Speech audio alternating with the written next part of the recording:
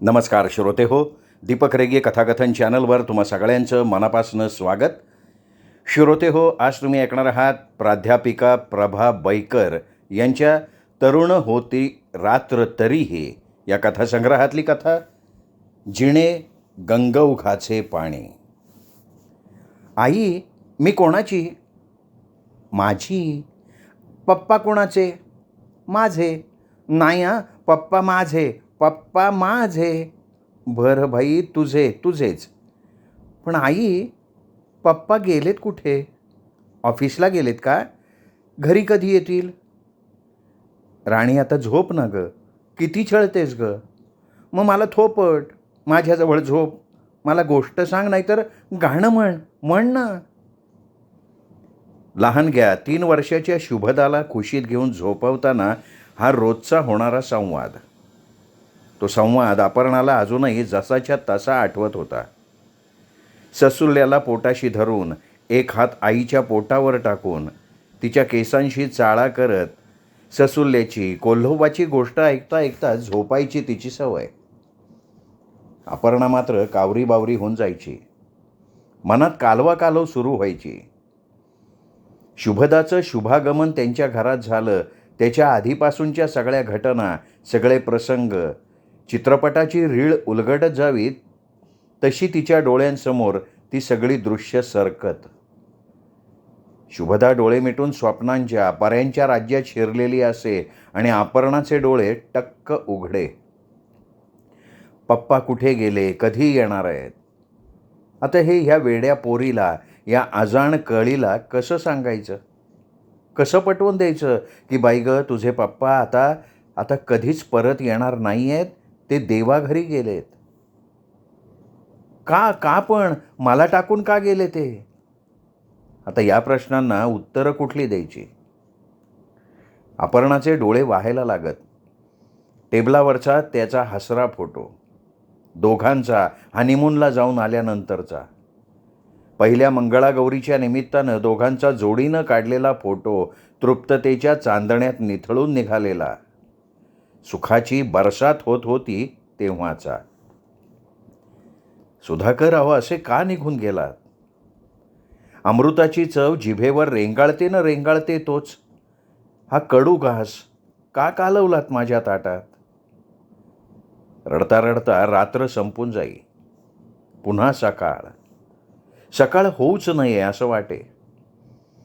शांतपणे झोपलेल्या शुभाच्या विस्कटलेल्या केसांवर हात फिरवत, तिच्या बालमुठीत अडकलेला पदर हलके सोडवून घेत, आल्या दिवसाला सामोरं जायलाच हवं असं स्वतःला बजावत अपर्णा उठून कामाला लागे. मोठ्या बहिणीकडे शुभाला पोचवून कामावर हजर होई. आई, आज पप्पा येणार आहेत का? त्यांना फोन कर हं. हो करीन हं, टाटा. भरून आलेले डोळे पुसण्यासाठी मान फिरवत ती गाडीला किक मारत निघून जाई. सुधा, अहो अर्ध्यावर उधळलेला डाव कसा सावरायचा मी एकटीनं? स्वतःशीच अपर्णाचा संवाद सुरू व्हायचा. सुधाकरशी विवाह झाल्यापासूनचे सगळे चंदनी क्षण, हौसेनं त्याने घेऊन दिलेले सगळ्या तरतरेचे ड्रेसेस, साड्या, ज्वेलरी. दृष्ट लागली का? आम्ही आनंदानं फुलत होतो, नाचत होतो, स्वप्नांचा पिसारा फुलवून मोरासारखे. त्याचवेळी नियतीही खदाखदा हसत होती आमच्याकडे बघून. लग्नाला 5 वर्ष झाली. खरंही वाटू नये असे आम्ही एकमेकांशी दुधासारखे एकरूप झालेलो होतो. पण का कोण जाणे, प्रीती साफल्याचा क्षण मात्र प्रतीक्षा करायला लावणारा, चिंतेचं मळभ निर्माण करणारा. कारण अजून घरात पाळणा हलत नव्हता. लुटू धावणारी गोजीरवाणी पावलं अजून उमटत नव्हती. डॉक्टर झाले, वैद्य झाले, पिंपळाला प्रदक्षिणा झाल्या, कुलदैवताला नवस बोलून झाले. दोष दोघांपैकी कोणातच नव्हता, पण तरीही मातृत्व पितृत्व का लाभत नव्हतं याचं कारण उमजत नव्हतं. आणि मग त्यातच उचललेलं ते धाडसी पाऊल. तो दिवस, ती संध्याकाळ अपर्णाला आजही जशीच्या तशी आठवतीये. लग्नाचा 5वा वाढदिवस. ती संध्याकाळ बाहेरच घालवण्याची त्यांची पद्धत. खाणंपिणं झाल्यावर बागेतल्या हिरवळीवर दोघं विसावले होते.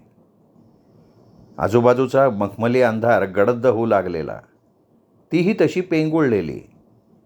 समोर सीसॉवर खेळणारी बछडी, घसरगुंडीवरून घसरत जाणारी मुलं, फुलराणीत विविध रंगी फुलपाखरांसारखी बालरूपं असलेली, आणि तोही जरासा गप्प गप्प, तीही काहीशी उदास खांतावलेली. तिच्या हातात हात गुंफत तो कानाशी कुजबुजला. शुभा, हां, अगं इकडे बघ ना. मी काय म्हणतोय? ऐकतेय, सांग ना. आपणही असं बाळ आणायचं? आणायचं? कुठून? तिने डोळे विस्फारले. तिच्या नजरेत प्रश्नचिन्ह. काय हवंय तुला मला सांग. मुलगा, मुलगी? ती बघ, झालरीच्या घेरदार गुलाबी फ्रॉकमधली सोनुली, अशी सोनपरी हवी आहे का तुला? अरे पण तू फक्त हो म्हण. आता ती जरा सावरून बसली, सावध झाली. त्यांनी तिच्या मनातलं कुतूहल जाणून तिला विश्वासात घेतलं आणि मनातला बेत सांगितला. त्यांनी मुलगी दत्तक घ्यायचा निर्णय घेतला होता. विशेष म्हणजे सुधाकरनं आधीच घरच्यांची संमती मिळवली होती. त्यांची मानसिक तयारी झालेली होती. शुभदालाही हा विचार मान्य झाला. किती वर्ष वाट बघायची? नियतीला काय मंजूर होतं कोणास ठाऊक. का हे सगळं विधिलिखितच असावं? आणि मग एक दिवस आश्रमात जाऊन कागदपत्र भरण्याचे किचकट सोपस्कार पूर्ण झाले. एक दिवशी आश्रमाच्या कार्यकर्तीकडून बोलावणं आलं. सुधाकर, शुभदा दोघेही तिथे गेले. नुकतीच बसायला लागलेली, बोट धरून उभी राहणारी छकुली त्यांच्या समोर आली. गव्हाळ रंग, नक्ट नाक, उत्सुकतेनं भिरभिरणारे काळेभोर तपकिरी डोळे, लालचुटूक जीवणी आणि पिंगट सोनेरी काळे कुरळे केस, कपाळावर झेपावलेल्या बटा. गुलाबाची उमलती कळीच जशी पाहिल्याबरोबर शुभानं तिला उचलून घेतलं. तीही जणू जन्मजन्मांतरीची ओळख पटल्यासारखी त्यांच्याकडे झेपावली. सुधाकर हसला.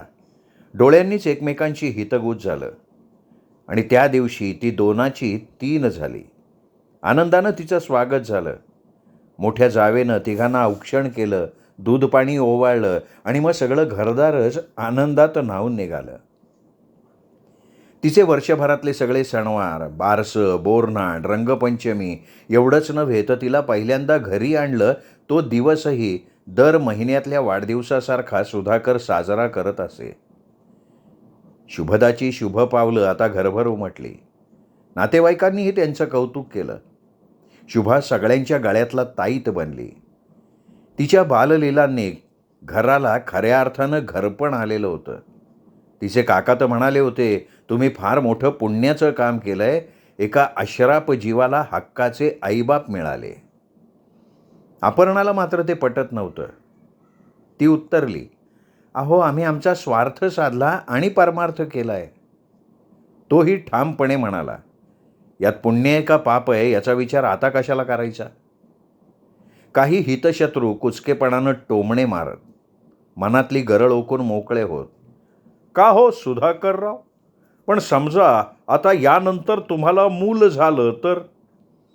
सुधाकर हसत हसत उत्तर दे, अहो झालं तर झालं. या बाळालाही सांभाळायचं आणि त्यालाही. या माझ्या लाडक्या लेकीचा पायगुण समजायचं, दुसरं काय. बोलणारा गप्प होई. खरंच त्या दोघांची मनं गंगेसारखी विशुद्ध होती. नाही पुण्याची मोजणी, नाही पापाची टोचणी, जिणे गंगौघाचे पाणी. असे दिवस चालले होते, पण नियतीला ते बघवत नव्हतं. आणि ते काळवंडलेले दिवस, आशा निराशेचा चाललेला खेळ, धट्टाकट्टा, धडधाकट.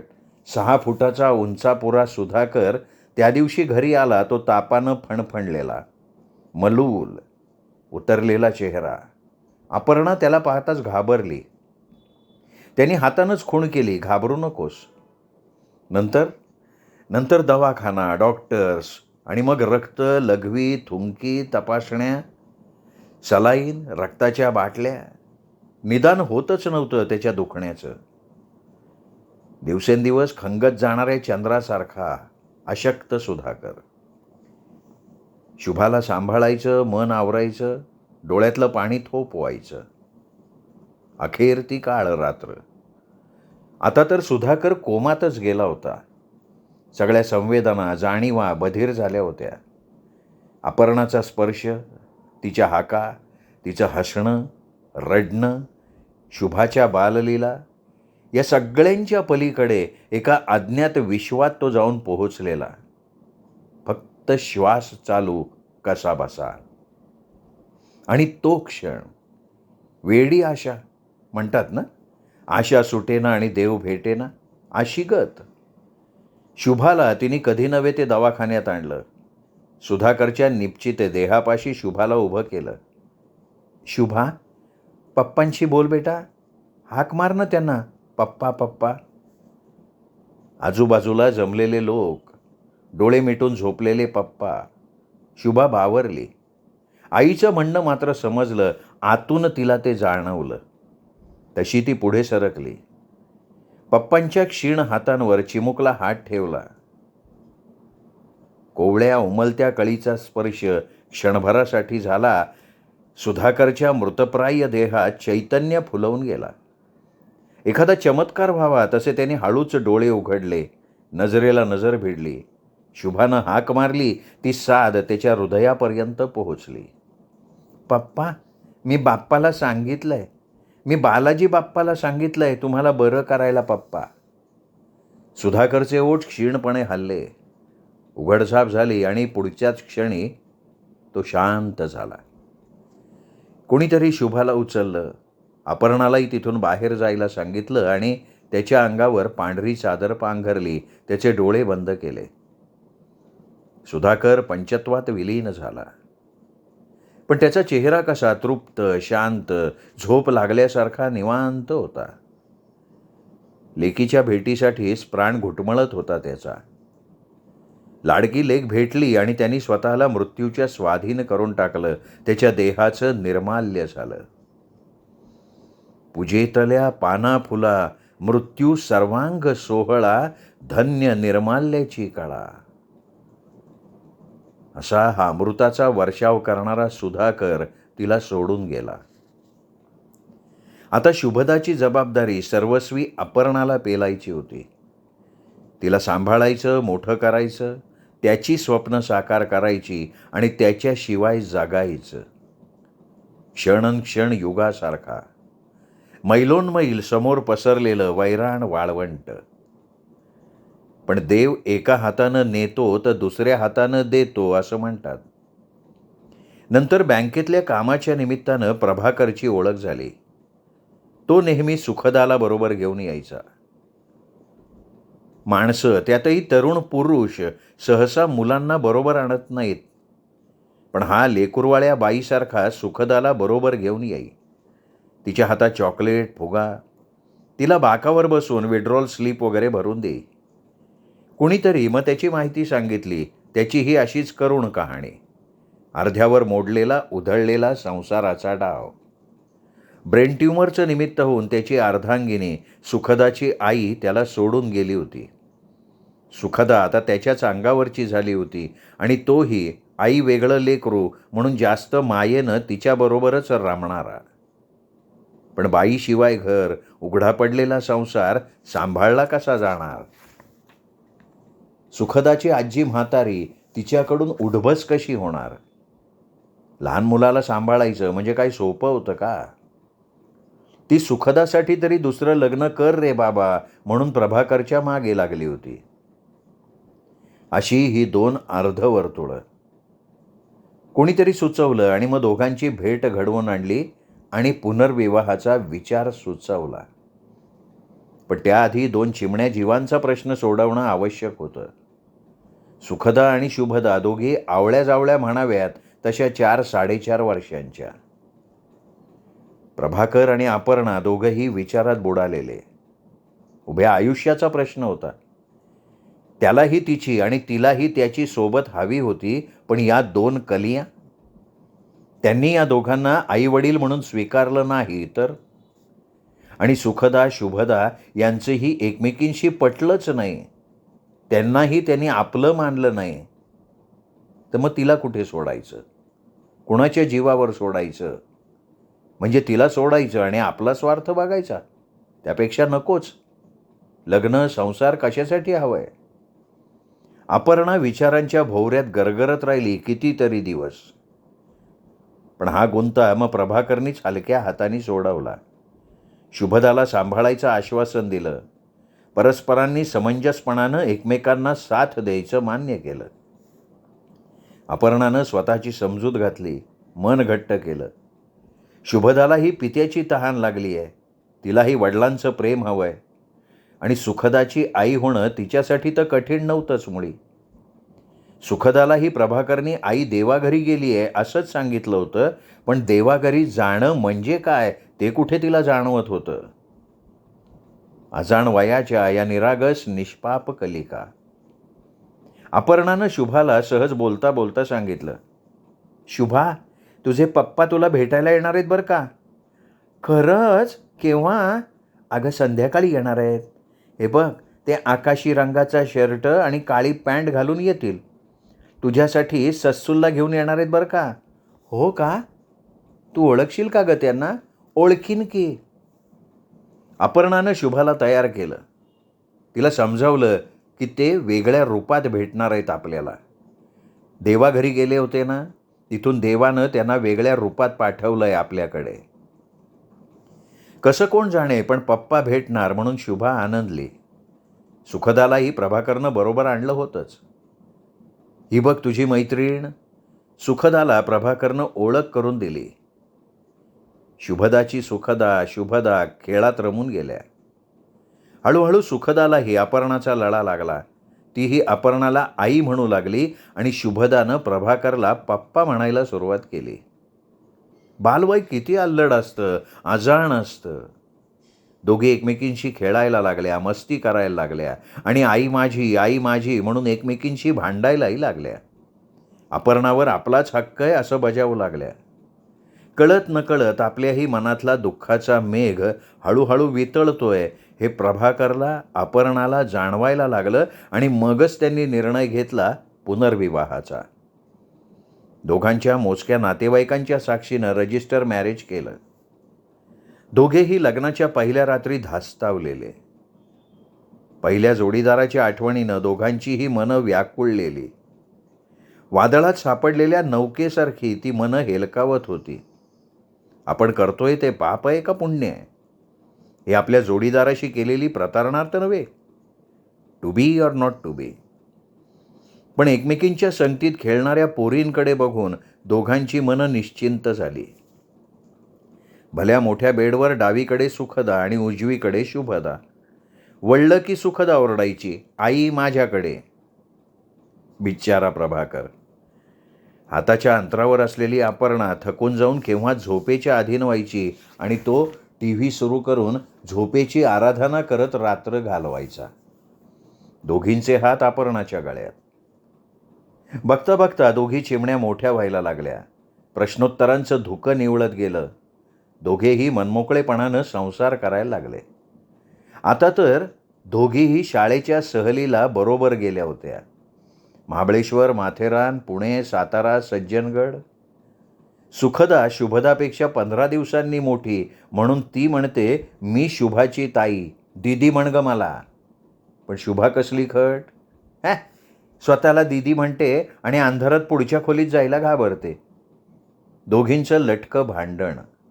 तुझं माझं जमेना आणि तुझ्याशिवाय करमेना असं वागणं. घासातला घास एकमेकींसाठी काढून ठेवतील. त्यांची ही मैत्री बघून प्रभाकर चेष्टेनं म्हणायचा, काय ग पोरींनो, लग्न झाल्यावर कसं होणार तुमचं? तर दोघी एकदम म्हणाल्या, पप्पा आम्ही लग्न करणारच नाही आणि केलं तर एकाच घरातल्या सुना होऊन जाऊ. आई अगं आमची काळजी अजिबात करू नको. आम्ही दोघी एकमेकींची काळजी घेतो. हवं तर तुम्ही दोघंही कुठेतरी ट्रीपला जाऊन या आम्ही परत येईपर्यंत. शुभानं लिहिलेलं पत्र अपर्णा वाचत होती आणि सुखदाने लिहिलं होतं, पप्पा आईला बीपीचा त्रास होतो. तिला गोळी घ्यायला लावा आठवणीनं रात्री झोपताना. आम्हाला तुम्हा दोघांची खूप आठवण येते हो. तुम्हालाही येत असेल हो ना? आम्ही तुमच्या दोघांसाठी छानसं प्रेझेंट आणणार होता. लवकरच भेटूया. पप्पा, आईला सांगा आता आम्ही त्रास द्यायला नाही. मजा करून घे. सिनेमाला जाऊन ये. पोरींची पत्र वाचता वाचता अपर्णाचे डोळे भरून आले. चष्मा काढून तिने डोळे पुसले. प्रभाकरच्या प्रश्नार्थक नजरेला नजर भिडवत मुलींचं पत्र त्याच्या हातात दिलं आणि टेबलावरच्या चौघांच्या छायाचित्राकडे ती डोळे भरून पाहत राहिली. खरंच पोरी मोठ्या झाल्या आहेत. पत्र वाचता वाचता कुठल्या कुठे भरकटत गेले मी. कुठले चार जीव कसे एकत्र झाले होते. ऋणानुबंधाच्या रेशीम गाठी अधिकाधिक घट्ट झाल्या होत्या आणि गंगेच्या प्रवाहात वाहणाऱ्या निर्माल्याचं निर्मल पवित्र स्वरूप त्या दोन जीवांना त्यांच्या जीवनाला प्राप्त झालेलं होतं. आता हवा कशाला पाप पुण्याचा हिशोब. नाही पुण्याची मोजणी, नाही पापाची टोचणी, जिणे गंगौघाचे पाणी. श्रोते हो, तुम्ही ऐकत होतात प्राध्यापिका प्रभा बैकर लिखित कथा जिणे गंगौघाचे पाणी. कथा कशी वाटली कमेंट करून जरूर कळवा. ही कथा आपल्या कथाप्रेमी मित्रपरिवारात नातेवाईकात शेअर करा आणि मुख्य म्हणजे भेटत रहा दीपक रेगे कथाकथन चॅनलवर अशाच उत्तम लेखकांच्या कथा कादंबरी ऐकत राहण्यासाठी. नमस्कार.